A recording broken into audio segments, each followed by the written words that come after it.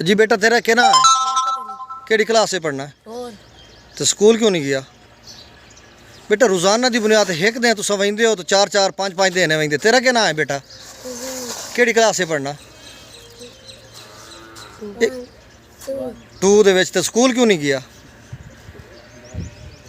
भाई? तेरा बच्चा कासिम तेरा ना, तो क्यों नहीं स्कूल वेंदा? यार बस गरीब है ये गरीब है पिछू मकान पे दखले गरीब है तू यार। खुदा दा खौफ करो।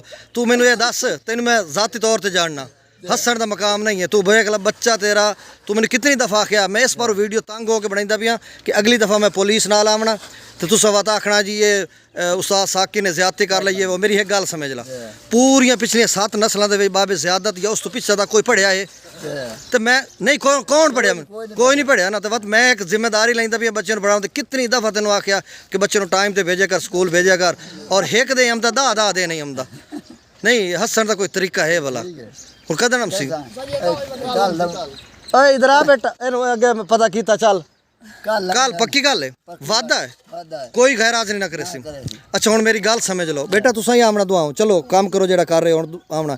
मेरी गल सुन लो फलक शेर भाई 6 महीने कैद है 50,000 रुपये जुर्माना है। ये 5A के तहत एक आर्टिकल है यानी एक तुसा कानून आख लो 4 साल तो 15 साल के बच्चे नू अगर तुसा स्कूल ना भेजे सो तो ओदे वास्ते सज़ा रखी गई है वालदैन वास्ते। कितनी? 6 महीने या सज़ा भुगे सो या 50,000 जुर्माना। हुण मैं तमाम लोगों को हाथ 10 बस्ता गुजारिश करेंदा मना मेहनत ये वीडियो क्लिप इस वास्ते बनाईंदा भी हाँ भाई ताकि एक यानी एक याददाश्त भी रहे एक सबूत ही रहे। अगली दफ़ा मैं सारियां कोलों बमाए पुलिस आसा और वो परफार्मा जो हेडमास्टर साहब मैनू दसन ओनू लैके आसा या 50,000 भरेसो 6 महीने कैद बच्चे तो पढ़ा के दिसा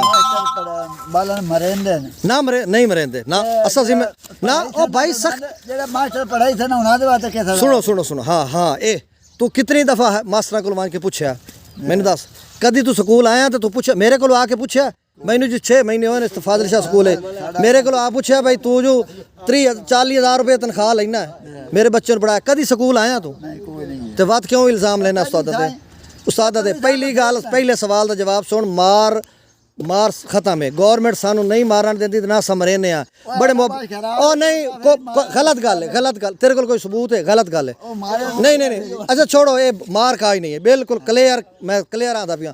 दूसरी जी मास्टर ने तुसा गल करेंदे हो ना तुसा अगर बच्चे तुहाडे नू काशा नहीं आंदी कोई होमवर्क नहीं आंदा या कोई सबक नहीं आंदा कोई चीज़ नहीं आंदी तुसा फीडबैक या तुसा वांग के आख्या उस्ताद जी असा जाए खलोते आते साढ़े बच्चा ये वो कदी तो कदम रखा स्कूल तो बाद बकाया क्यों कड्डी खलोता जाने जी उस्ताद नहीं पढ़ाते जो तेरा बच्चा 10 दिन एक दफ़ा वैसी तो वो वक्त रिजल्ट के उसे हुण वादा कर मेरे नाल वादा पक्का वादा पक्का हाँ गैर हाज़री कोई ना उसे ठीक।